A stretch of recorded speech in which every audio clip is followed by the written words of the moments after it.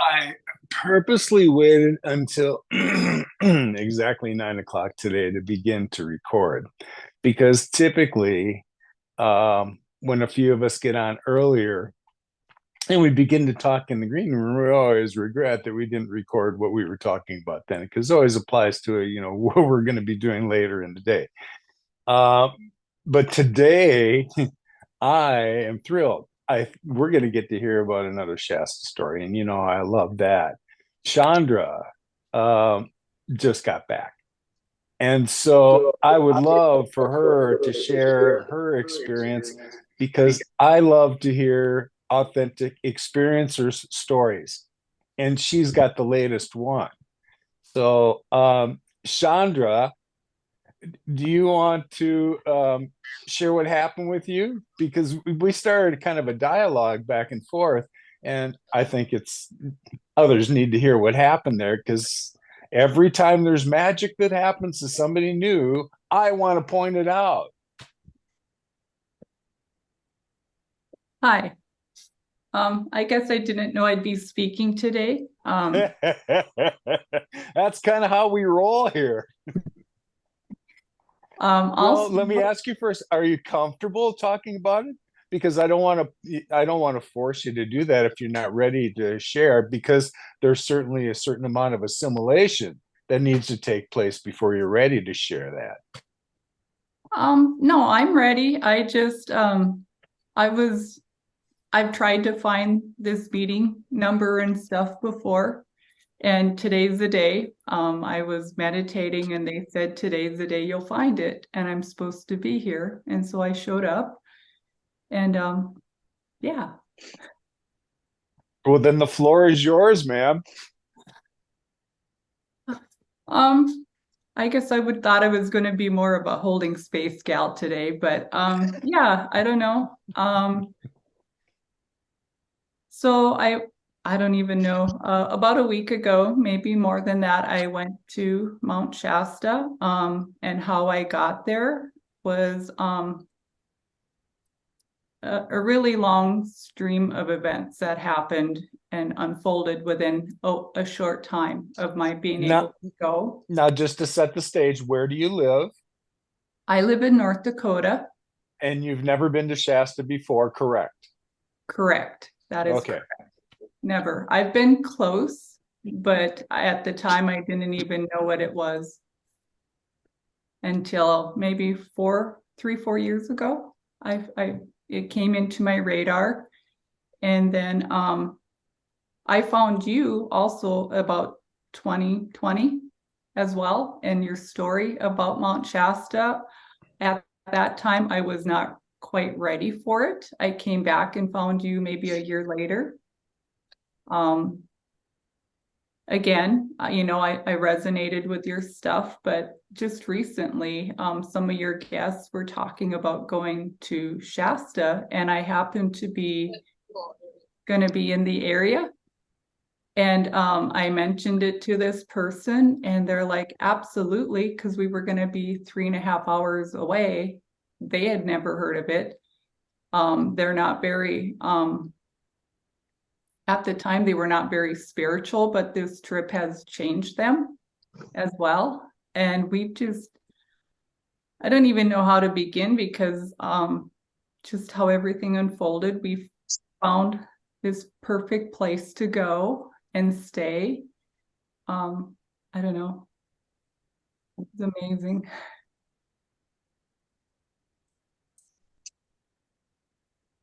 I don't know if anybody wants to add anything. No, we're waiting for you to just tell us what happened.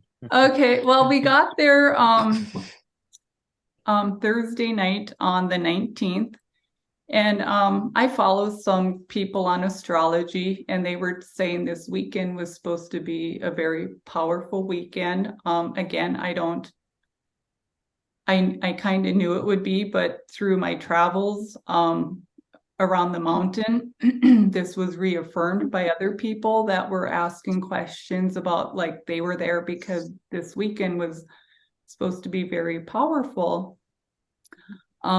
Friday we woke up and we went and A friend of mine had been to Mount Shasta, told us if we're driving, and which I did, I drove 10 hours on Wednesday to go and meet the person I was picking up. I don't know if I have permission to tell who they are. And then after that, the next day on Thursday, we drove 15 hours to get to Mount Shasta. And so we were just not wanting to go drive a bunch. So we were going to do Mount Shasta and walk all over. And we did.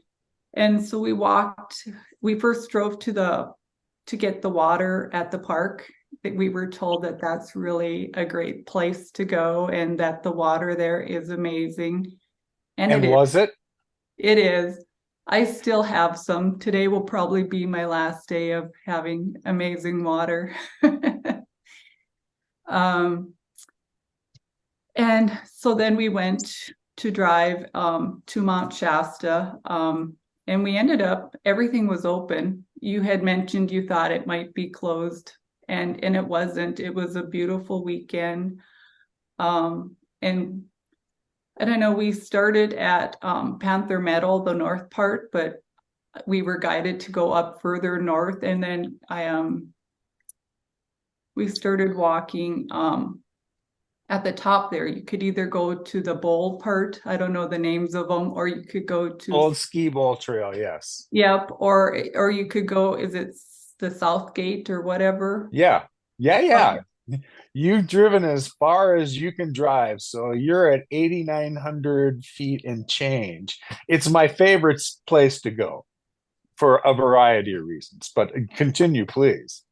Yeah, so then we were kind of guided to go to the Southgate area, as it would be a mediocre type hike compared to the bowl, but we didn't go all the way to the water. The person I was with, and so I'm intuitive, and they're not, but they were open. And so we got to this little meadow area that it was kind of flat. And there's rocks and boulders. And I mentioned that maybe she would want to go find where she felt comfortable and meditate. And I was holding space for her, and I went and found my little area and just waited. And at the exact time, both of us were like, yep, let's go, and every time I would stop, I just wanted to connect with the mountain, and I would take my shoes and socks off and just dig my feet into wherever we were. And I was guided to leave a whole bunch of like rocks and gems, and I brought some. When I walk, I like to pick up rocks that I feel connected to, and I took some from where I am here in North Dakota and took them there. And I just got one or two to bring home for myself in an exchange. And so every once in a while I was leaving a crystal or a rock for somebody else, or the mountain or whatever. And we went back, but we found a man, and he's the one, I don't know what his name was, but he was confirming that he came to the mountain, Mount Shasta, because it was an important weekend. And we sat and talked with him for a while, and then we left. And then we went up to the old bowl up in that area. We hiked up there, and we were almost out of water. And so we were going to walk back down to the car because we had a whole bunch that we had filled. And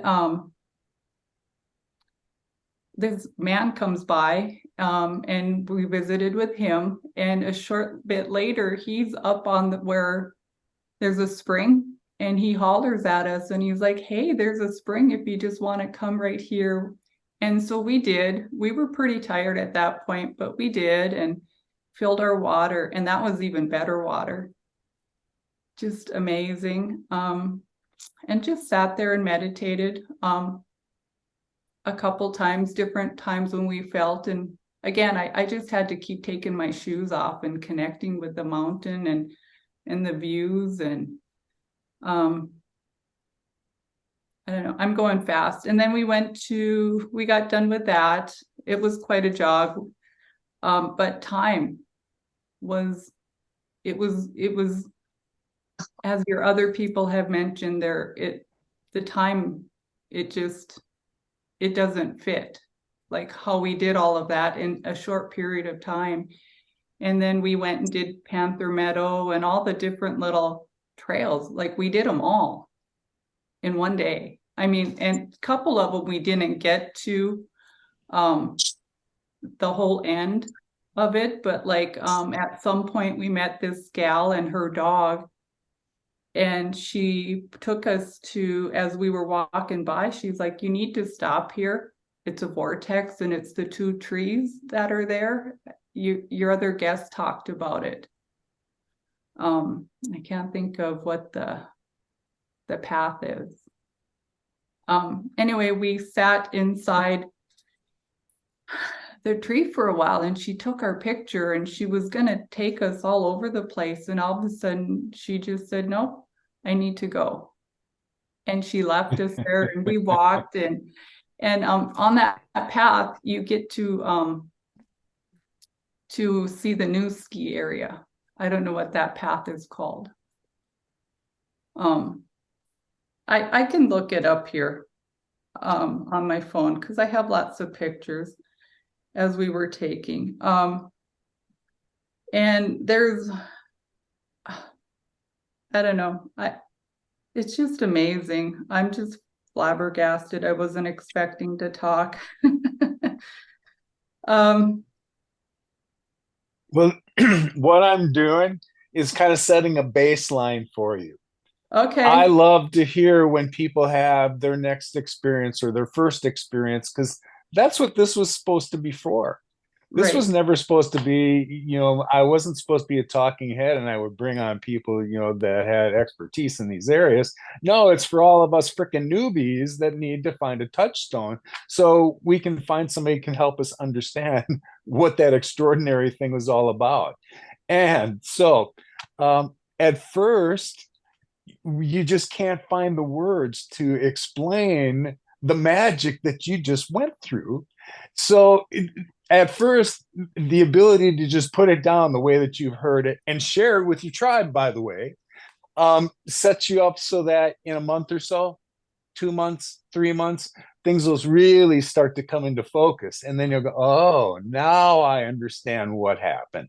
And I understand what that means. So this all will mean more shortly, because it just takes time to assimilate the things that, is our new experiences to us. That didn't fit in our reality before, but it certainly is there now. Right. Yep. Gray Butte, does that make sense? I think there's a song that you go to Gray Butte or the South Gate. So it was Gray Butte. Yep. And I took pictures while we were within the trees, and you can see like lines and images of, like, because it is and was a vortex. We could feel it. And it's funny because after she left us, we kept walking and we were really tired. But yet we would stop and you would feel rejuvenated and we would go again. And like we spent over 8 hours walking the mountain, and we hit every path, but 2 of them we didn't get all the way to where we were supposed, kind of wanting to go, but we didn't need to go. And I don't know, that was just Friday. Then we And the went. next day, how did you feel? Were you Good. fatigued? Could you not get out of bed? Or you were up and gone again, weren't you? Yeah. We, our feet ached a little bit, but our muscles, like I'm in my 50s, the person with me is older than I am and 50s as well. And, it was just different. Like you had energy. We were not sore. Our bodies didn't ache. We went to a waterfall just a few miles away, and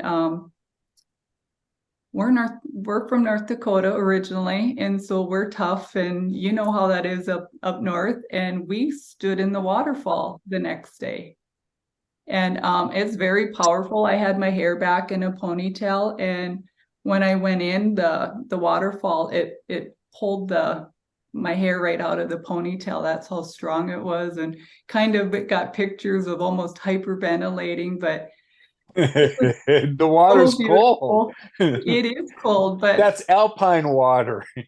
but it just felt so good, and cried and just rejuvenated. And then we went shopping in Mount Shasta, as we kind of did the night before, trying to see, because the shops have all different hours, and we wanted to stop at the crystal stores. And there's one that we tried to go to. It said it was open, but you have to ring the doorbell. He never answered.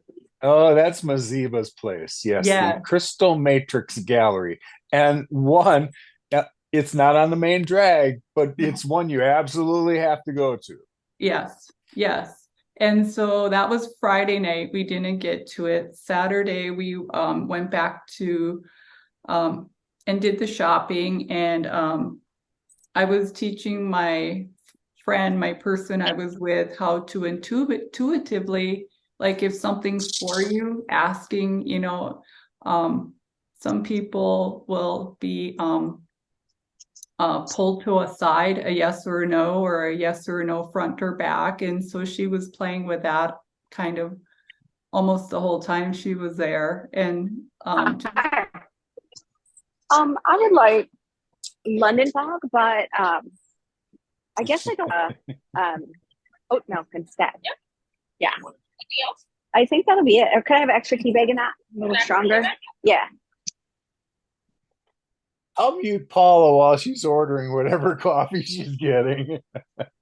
okay. And so she's learning all of these new abilities that she's always had. And so we were in there and talking to some of the owners. I think I can't remember which one it was. It's the one with 8 rooms. Yeah, but like it's the Crystal Room. Yes. Yeah. Yes. And so they were very helpful finding a few things, and just they have everything. Well, in that pocket, of all the places there, they have what's left of the biggest variety of Andaras that we know came from Lady Nellie's property. You can find other Andaras like in Maziba's shop, but they didn't originate there. Right. And from there we I don't know, we parked. This is interesting, at a different place, because we went and filled our water bottles again at the park and then came back, so we'd have the good water without having to get into our reserve to bring home. And then we parked, and I was raised on a farm, and so it's interesting because as we walked by this little parking area that they have on the north, and I think is it east and west sides of the road? I don't know. Like you can park, it's by the restaurant, the Yak or whatever. Yeah. There. Yep. And so we park on the one side, and I walk by, and being the farm kid, I can hear this guy getting a flat tire. And I'm like, oh my gosh, like this is going to be a really bad day, because it's probably about 1 o'clock on Saturday. And I'm like, I just said, if I'm supposed to find him, if I heard this, I'm supposed to find him so he can fix it. And so we were going to go eat.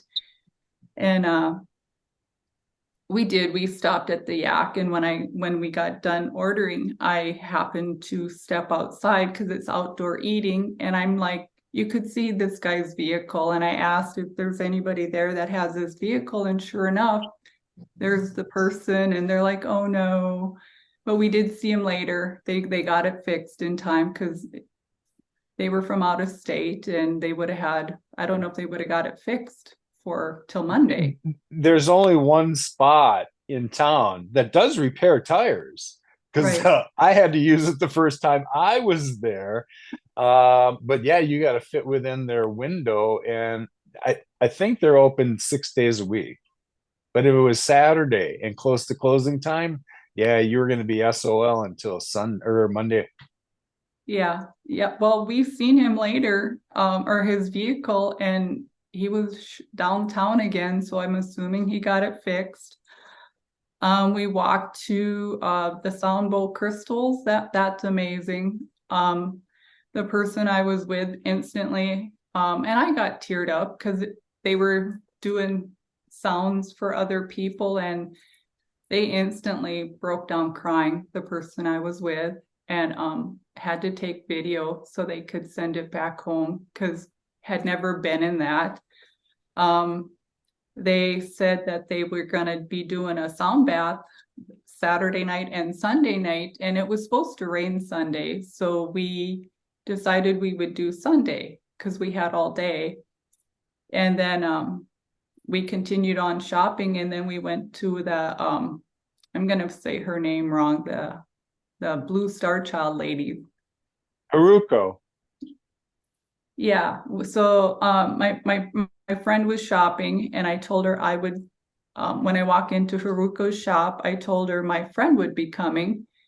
And this lady walks in shortly after me and asks if Haruko asked if she's my friend, and I said no, I don't know who she is. And so I was just browsing all the beautiful pictures, and I was within the first room right away, and I broke down crying as this lady was talking to this other lady, and that other lady was like, man, I feel like crying. And I turned around, and I'm ugly crying because it's hitting me.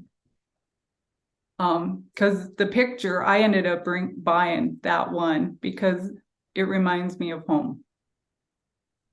And It's very powerful, yeah, until you get in that space and you allow yourself to be vulnerable. People really don't know what that means. My moment came when I got to the very back room and closed the door and spent some time in there. And I wept like a child. It was the second time I'd stepped in her shop, because the first time, it was the first day I'd got to Shasta. I was just trying to see what was on Main Street, get familiar with the shops. And when I first stepped into it, I noticed, the shoes on the floor. Well, this is right, post COVID. So I interpret that to mean this is shoe cover, based on hygiene. Later, I will come to understand that Haruko is Japanese, and that is customary for you to take your shoes off. And this is for you if you don't want to go rock around your socks. They were left there as a gesture. Anyway, so the first day I wasn't going to stay, but you couldn't help but get affected by what I saw directly in front of me. And the ceilings are high. This image was 3 feet wide and 10 feet high, and it was perfectly symmetrical. Later, I'll learn that she does these on the floor.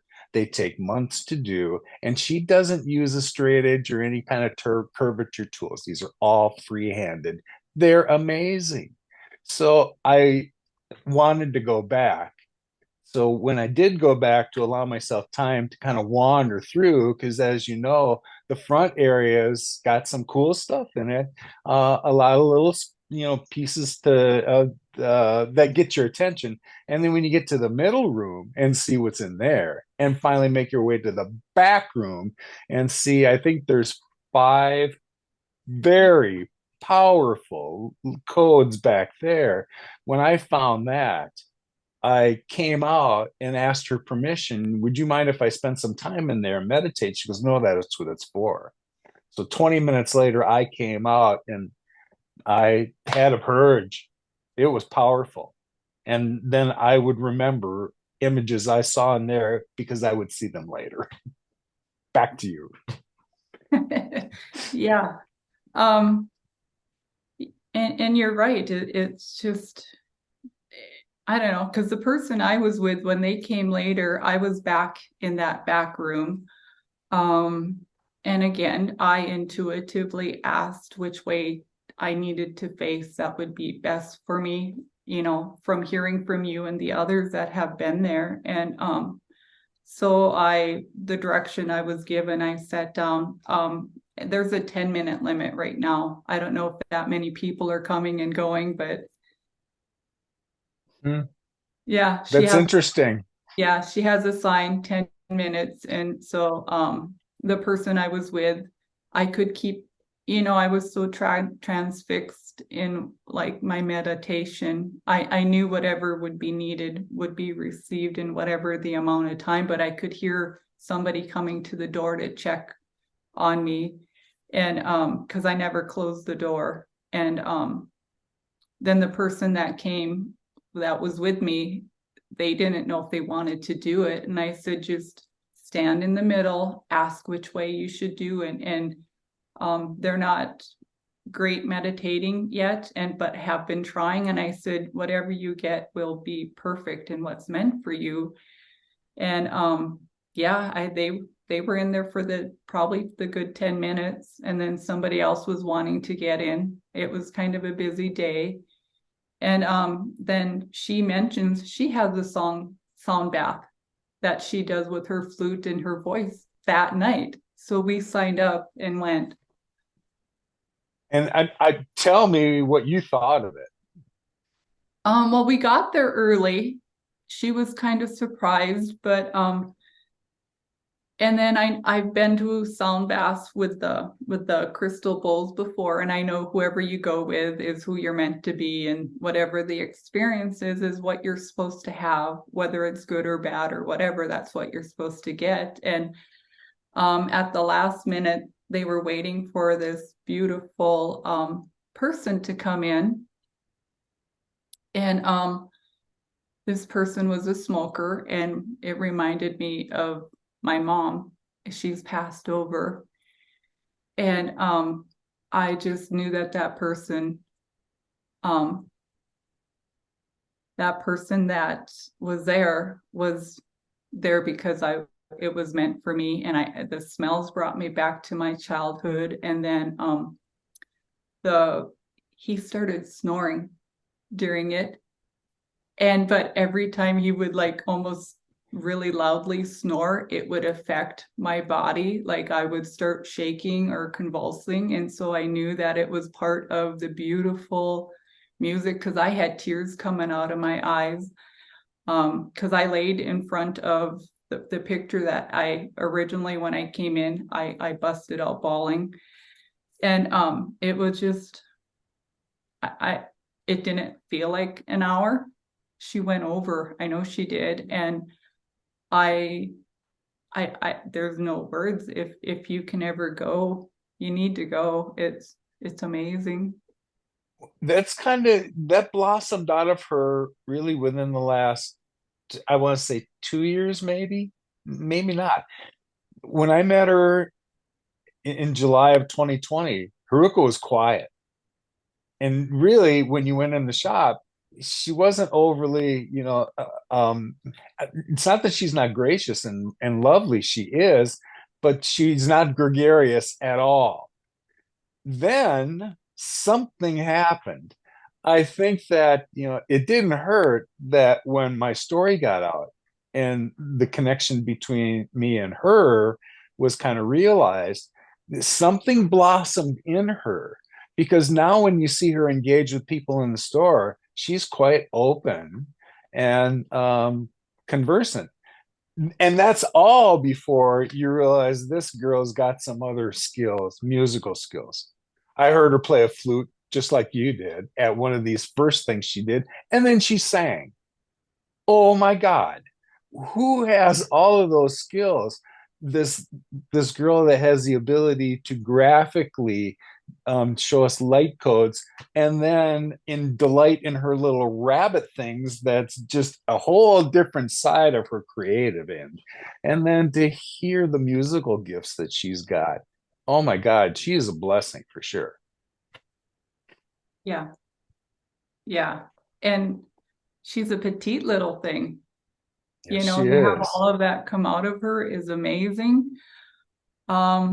And then she interacted with everybody at the end. I asked if I could give her a hug, and she was more than willing. And you're almost afraid to put your hands. I'm 5'9", so I was like very gentle with her and just like so loving with her. And oh my gosh, as my friend was too. So yeah, just unbelievable. We went home and slept like you wouldn't believe, because we haven't been sleeping 2 weeks before that. Minimal hours of sleep. Whatever that's doing, preparing us, I don't know. It's a process. Yeah. Yeah. Well, thanks. I want to invite somebody else to make some observations, because Dave's certainly been to Shasta. Paula wants to go. Irene has been there before, but I want to hear from Dave, because I want to get to what's been going on in Dave's world too. There's some overlap, and that kind of spawned a whole new podcast with kind of different things, but they're still all interconnected. I'm glad he's here today. Love you, man. Go ahead. Hey, brother. Hey, what a wonderful guest you have on today. Thank you for coming and joining. And it's been such a pleasure to listen to you. Thank you. I'm no stranger to feeling that energy that comes up from our Mother Earth. And the first thing you said, well, you said a lot of wonderful things, but one of the things that piqued my core beliefs is to get those shoes off, get your feet into the gravel and into the dirt and into the mud and into the water, and let that energy flow through you. And this is a part of the issue I have with terrestrial value systems here in this dimension, and with other people who are not like us necessarily. They wear rubber shoes, and all the shoes that are produced for society have rubber soles, and they block us from a lot of that electric and that piezoelectric, and the frequencies and vibrations have definitely, they get changed. So it's so nice to take your shoes off. And I think this is one of the spiritual value lessons we can learn from ancient clothing, that moccasins were worn by indigenous peoples many years ago, and they still wear them. And you still have that direct connection with Mother Earth and are able to protect your feet. In the summertime or in the springtime, if you get to Four Corners or some of the state parks out in that way, you'll run into these wonderful outdoor Navajo and indigenous peoples sales. And you can go and find moccasins that have been blessed for use for Caucasian peoples, and they'll sell them to you. And it's always good to go and support those people. But I have a pair, and I've worn them for many years, and they put extra thick soles on it for me because I'm a big guy. And I take them all over in the high desert here in the Mojave. And we have a lot of beautiful experiences at 4,000 or 5,000 feet. And we are always led to these wonderful, wonderful places. I have a spot that I go to with my son that is probably 1,000 square acres of geodes, and they're fabulous agates and everything. They've been sitting in the sun for 10,000 years, and so they're all worn off, and we never take anything. We just sit in the middle of this place. The high desert is pretty rough here in Southern California. I live in the coastal region of Los Angeles. The other thing that you mentioned at the very beginning is, and I want to ask you this question. So you had your friends with you who weren't very spiritual, and you said by the time the trip ended, that had changed for them. Can you bring maybe expound on that a little bit, bring in some more information about what kind of changes they underwent without sort of interfering with their own spiritual channel at this moment? I can tell you're very psychic, and that's a wonderful thing too. I've already felt you sort of saying hello to my mind, if that makes sense to you. So it's a nice thing. So if you could maybe tell us a little bit about how that experience changed your friends who weren't very spiritual. I'm fascinated to know. Yeah. it's interesting because we had 15 hours to prepare in the car driving there, and they were and still have a hard time because of the religious upbringing of what the Bible says. And so we had many discussions on that without trying to be the flame without burning them type thing, you know, like information they could take in. And Right. they're we've been talking, texting or calling every day, and just the affirmations that she is a completely different person and understands everything. And Wow. so we used to talk, and she would be afraid of me, but she met people like me there, and she said, they talk just like you. And I'm like, yeah, there's a lot of us. Yeah. And so now she's talking like me as well, in a way. So, Wonderful. So she's had some sort of immediate cognition and understands. That's great. It's so easy to connect to Gaia. And see, when I talk about my experiences with Beyond Earth sentience and my experiences working with species from other worlds, because I'm on a direct pathway and I have to stand firm and stand fast. I'm spent a lot of time going toe to toe with government officials lately, and the bureaucracy is unbelievable. Anyways, I talk about all sorts of forms of God, and you reference the Bible, and the Bible's been stomped on so many times from some of the original writings of Saint Francis and from John the Apostle, and these were all individuals that put things down on scrolls and stuck them in caves in the Dead Sea, and they were collected and found, and thank God so many have been left behind, and they've twisted the Bible. But I think the Bible's pretty cool for things like Proverbs and things about King David and the kings that were alive. Some of the stories are pretty amazing. But then I also have read the Bhagavad Gita, and I play any number of musical Hindustani North Indian instruments.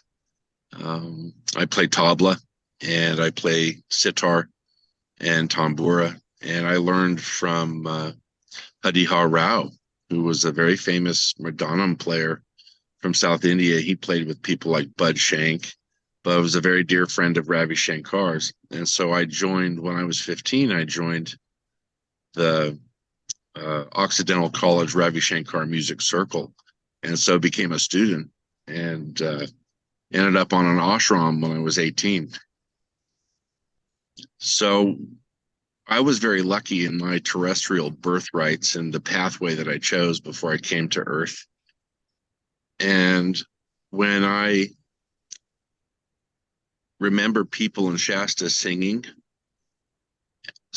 hymns and singing songs, it was almost a godlike experience when the sound is right and the vibration is right. And then, of course, going into Haruko's shop is an amazing mind blower. And she's channeling some serious, beautiful symbology and some sacred geometry. But my divine creator, my God, is our sweet, dear feminine spirit, our Mother Earth. And when I go to Shasta, I'm reminded of all of the animals and all the animal spirits and the treasure of pristine ecology and the way the entire planet should be. So it's such a special place to visit. I'm not surprised at all that it affected your friends. You know, it's just proof that we should all be outdoors doing things like hiking and observing nature. This is how our species is meant to be, don't you think? yeah, I agree. I found a lot of that up in the Hindu Kush in northern India when I was a young man. I saw how northern peoples of India live very closely to the planet and are very humble and have very little, but have so much joy and so much deep understanding of ancient history. And so I think when you and Lowell and Paula Davis and everybody else and Brian, when we're all up at Shasta together, or we go visit Lowell at his new thing that he's doing, and I'm sure he'll talk about it later. I have some ancient Sanskrit hymns that I've been made to study, and I never forgot them. And some of them are quite lengthy, but they're beautiful. And so I'll sing them for you guys when we're up in Shasta or meeting someplace else, because they carry an ancient resonance. And they're all about stories about how God came from earth and made mankind become awake and understand mathematics and music and romance and dancing and the environment. Wonderful stuff.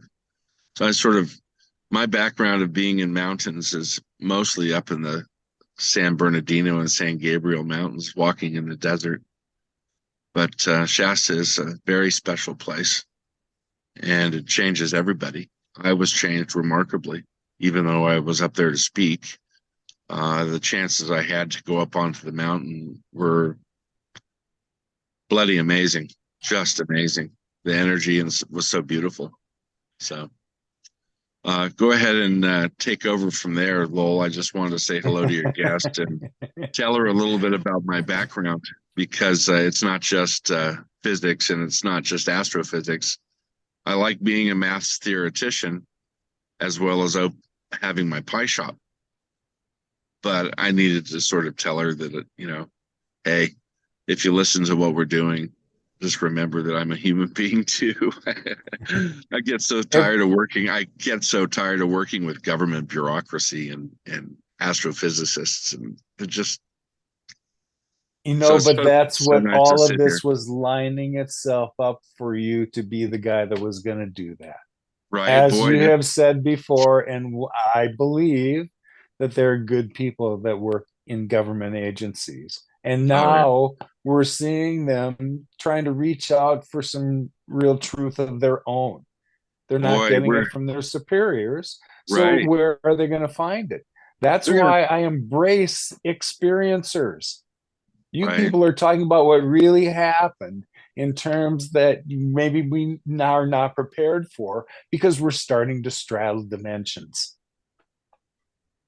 That's what we're talking about. And they're starting to catch on. They have a curiosity about it as well. And let's just remove their label and what they do for a living. They're still humans too. And believe me, I'm sure a lot of them are being triggered along the way, trying to figure out what the frick that's about. Who can help me, talk about it? And it's not a talking head. That's why I embrace this tribe and this platform, because none of us came here to hear a story from somebody else. We want to hear your experiences because they line up with ours.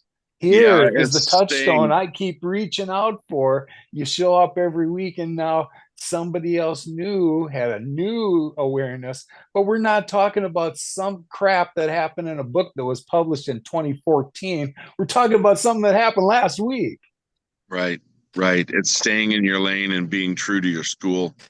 Yeah. And this is, I just recently spoke about how ambassadors, because all of us are, in a sense, that we have to be true to our spiritual ideology and our spiritual beliefs of hope and love and peace across the entire planet, and making sure that animals are protected and the environment's protected in the right way. So we all have a very deep responsibility to one another and to Gaia. And so we have to do this every moment of every day. I woke up happy this morning because that's the path I'm on. So, and I just, even though things become almost impossible when you're on the phone on hold and you're trying to speak to a representative, I just feel really happy that I'm stuck there doing it. But I sure put my foot in my mouth, because now I am the guy. I've been getting phone calls left, right, and center since we put that thing up a couple of days ago. It's gone bananas. I've had 5 phone calls this morning, and it's the weekend. and they're all from people. They're all from people in government. They're all from government. They all look me up. I was You like, know, these we're guys. going to do a podcast on just what that is. I think it's a little premature, but sooner No, or I know. later, people need to know what's kind of come of others that were watching the podcast you and I were doing together. So It's like I this do want to point out, a place to go. There's finally a place to go where you're not going to get BS'd, yeah, that's right. right? That's all I'm Chandra going to said say. one thing though that I want to underscore, because we walk around in this elevated energy, this higher vibration. And so, you know, I see that as your light's burning brighter. When she said, oh, be the flame without burning them, that was priceless. I will never forget that.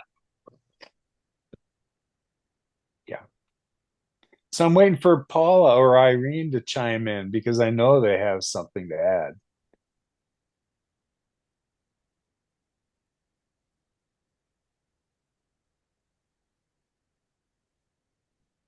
Okay, I guess it's my turn. It's oh my, it's so amazing to just listen. And yes, I'm a person who's been way back in Manchester. I got and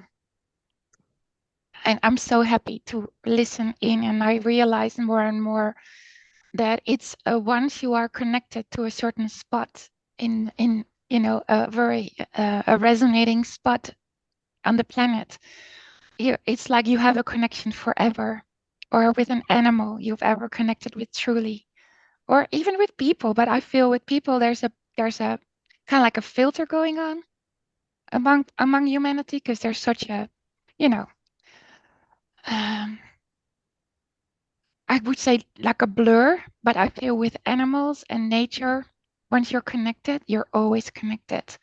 And so when I listen to you, uh, I'm immediately back there, and it's not in the past, but I can feel it now. I can feel other places. Once you start to connect with the earth, it remembers you. I had it in other places as well. Like the moment I put my foot on the ground, and I've never even been there with this in this lifetime. The moment I put my foot on the ground on an island somewhere, I just started crying because my body, my cells remember, and I was embraced by the people. And it's like, oh, there you are again. And I'm like, my human mind's like, what's going on? That's weird. But once you start to really allow and like let go of your judgment, you really see how much loved we are, and how much love we have for one another. Truly, it's just amazing. And I think it's really, really uh, good to hold yourself in there. And I feel really this time is really, once we now connect, I feel we're really strengthening these lines. I really feel right now it's holding, because I feel, because the planet's ready, whatever has been working with us, like I really feel there's this new structure is like there to assist in us, holding us. So it's much easier, even though there's a lot of fluctuations going on, with unrest and all that stuff. But it's almost like unavoidable. But I feel now when we're now having these connections, it's there to hold. And even you can kind of like get kind of carried away with whatever's in the news, or like kind of like you're kind of drawn into it, because there's still part in our DNA that has these programs that is like lured into when you're tired, like, oh, I'm just sucked into whatever trial on TV or whatever. And I'm like curious, but also curious. But then it's like, okay, why am I looking at it? Is there a function, or am I playing a role here? Is there something to learn from me here? Or what is my positioning? And it's like, okay, I'm done with it. Like, wow, I feel still very happy. Okay, I'm detached from it, but all these energies are still there. And I so love when people feel this urge, like you, Chandra, to feel this urge anyway to go to Manchester. I feel this is this amazing thing, like we're waking up and we're still following our gut feeling. And that's the strongest thing, right? That's really makes you feel alive. And Wow, the more so I get awesome. a connection every time I hear somebody else sharing a current experience. And so there's a segue that I'm going to step into here, and it'll be Paula's turn to talk. Every time somebody shows up, uh, clearly we can tell that the metaphysical side of you is wide open, and that's part of your expression. So Paula had mentioned something to me that resonated with me so much months ago when she coined the phrase evidentiary medium, because that's who we are. Think about what we do when we go to Shasta. We have experiences, extraordinary experiences. And then it's our job to come back and share that with everybody else, because here's the proof. So Dave and I were talking about this because it triggered us again. It's time for cat. Oh, hang on a second. Let me unmute the girl. There we go. I asked you to unmute. Maybe you can't. Anyway, we believe that Paula should just focus a podcast on that whole concept, because the tribe we have assembled here are all evidentiary mediums. Every one of us are in touch with the spiritual side of ourselves, and we're here to share experiences. I love all of you for that, because you're not reading out of a book trying to preach something to me that was written long ago. You're coming here and talking about the stuff that's happened to us right now. Because I don't need to point out, we're on an accelerated path of things that are going on here. And so, Paula, take it from there. Oh, wow. Well, thank you. Well, first of all, I really want to thank Chondra in sharing that experience. Like Lowell stated, I really need to make a trip to Mount Shasta. And every time I hear somebody's experience, it solidifies that I need to make that happen sooner rather than later. I'm actually closer than I normally am. Live in Texas, but I'm in the Los Angeles area right now, so I'm closer than I usually are.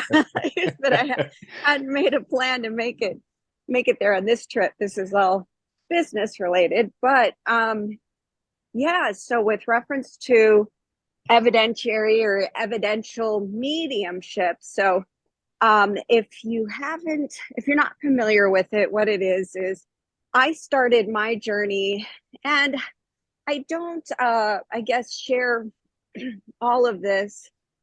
I think you're right. We're all evidential mediums, and the medium that we choose varies from person to person.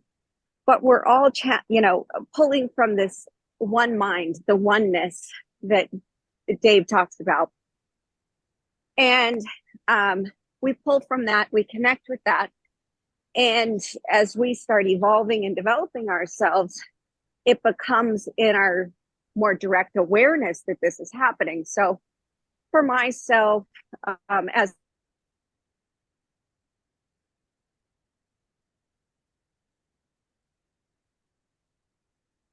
I think your audio might have dropped out. I know that There you these go. beings, yep. Can you hear me okay? Was I in the Yes, red bar? I can now. Mhm. Okay. What part did you miss? Quite a bit, like with not a lot there. Yeah, you might want to rewind a little bit. Okay, rewind a little bit. So with reference to evidential mediumship, so we all are definitely evidential mediums, and what we choose to channel may vary from person to person, because we're all connected to the one mind, the oneness of all things. And so for myself, like a lot of kids, I had imaginary friends when I was growing up. And my mom still kind of makes kind of jokes about that today. But of course, now I know that I was connecting not only with people from the spirit world, but from other ethereal worlds as well.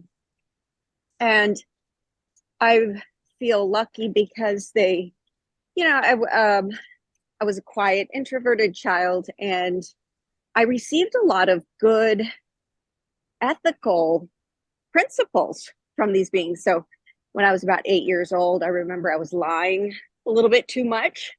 And I specifically heard, no more lying, no more lying. This is it. You cannot lie anymore. And I remember being quite like responsive to that. Okay, I'm never going to lie again, you know?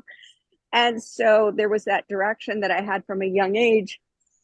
But it wasn't until I was in my 50s that I had a situation where, unfortunately, my uncle, who has children my age, his son passed away quite tragically, a 19-year-old boy. And Spirit had guided me to take some mediumship classes before that, but I didn't really take them seriously because I had a full-time job. And I thought, well, you know, I'm in my 50s. My goodness, it seems like I would be taking up this sort of thing much earlier than this, you know, if I were inclined to do so. But I know in my classes, I was able to, I was very capable of doing what they had asked at a very early stage. And the child, the 19-year-old boy, came to me the night of his death.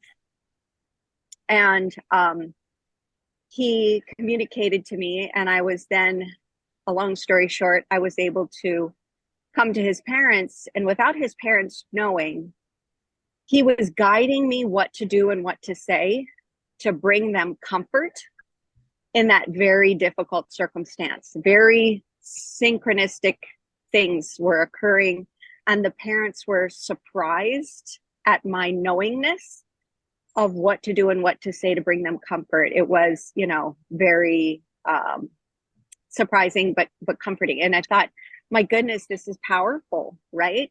The child himself is bringing comfort to his parents during this very monumental time. And then Spirit guided me to say, you have to continue your education, and here are your teachers. And I moved in that direction.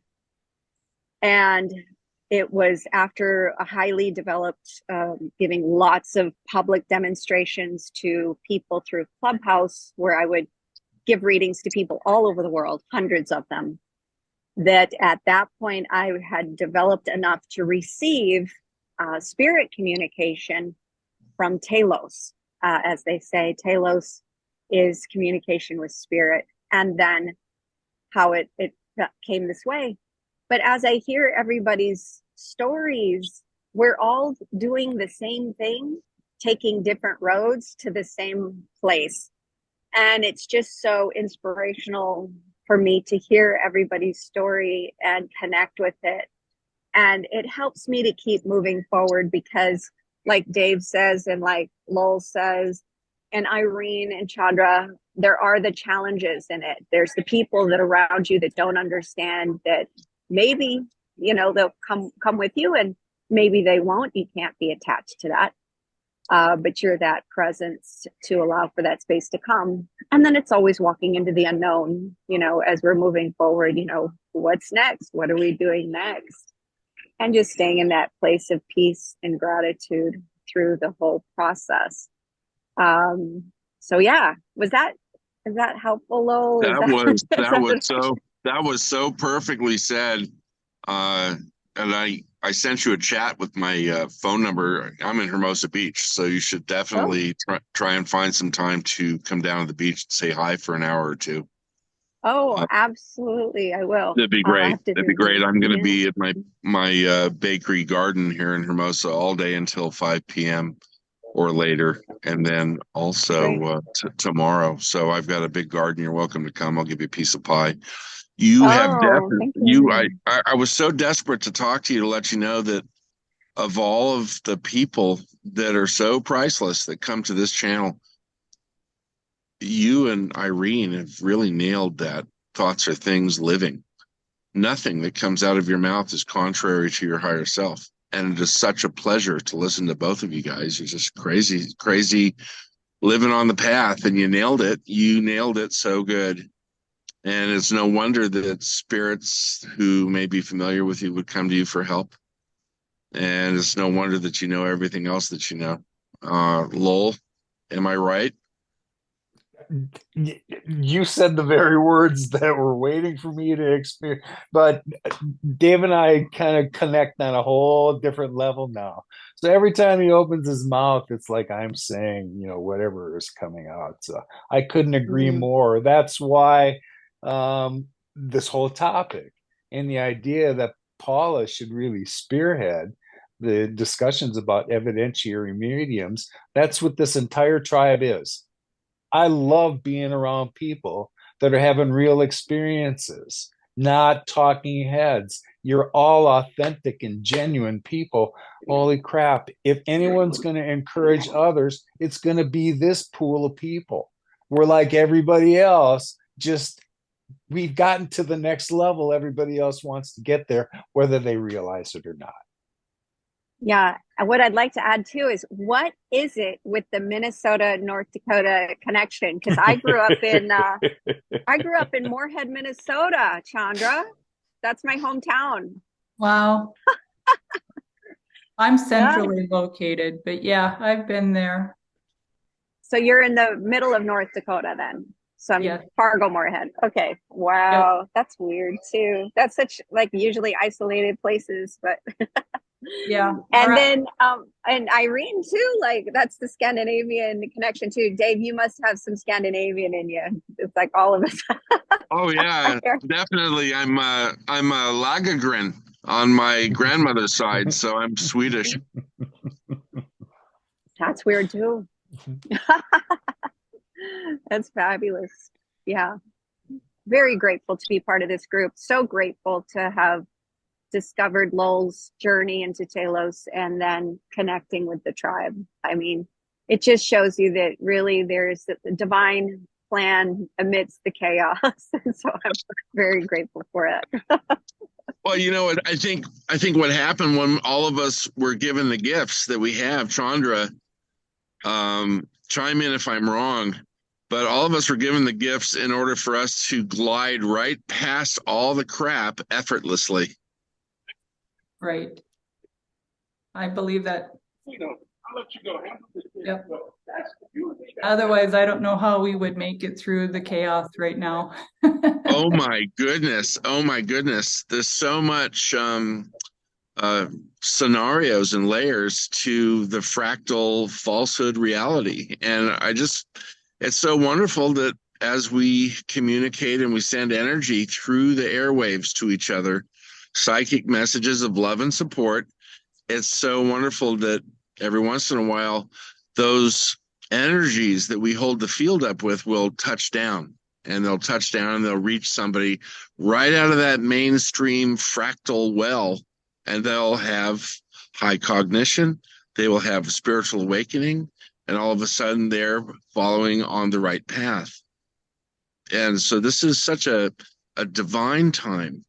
One of the things that I was helped to understand from my guides is that when we experience as much as we could possibly absorb, which is, obviously started in 2020, end of 2019, 2020, we've also been given the energy, the ability, and the support from our guides to balance this out. We will balance this out. So whatever happens, we don't have to connect to it and belong to it. We understand that it exists. We understand that these things exist, and we see them coming to fruition, to an end, a peaceful resolution, and that the darkness and the unhappiness goes down into a black hole and disappears forever. And we wish well to everybody who is on their way to waking up. And we wish well to everybody who's caught in the midst of this maelstrom of bad behavior and emotional turmoil. And so that's really, I loved what you said, Chondra, about holding up the field, holding up your end, because It is a solemn job, and it is a difficult job. And so we must let all the things that are contrary to our higher self pass through us and allow that connection to come from the earth through your feet and through your crown chakra and send that connection to the sky. You're doing such a great job, and I can feel it coming from you. It made me appreciate the idea of planting seeds, because now that I have, a bit of a timeline here, I've got a frame of reference I can call on. So when Chondra showed up and said, well, yeah, I heard about you back in 2020. So there was the seed that was planted, because off you went on your own and, of digesting things the way you were supposed to. And then all of a sudden it just kicked into another level, and our paths crossed again with more meaning. Maybe I was just the trigger that was going to get to Shasta so you could have your own experiences and then come back and report what you found. My observation was just that occurred to me as a seed that was planted, and Chondra was the latest example.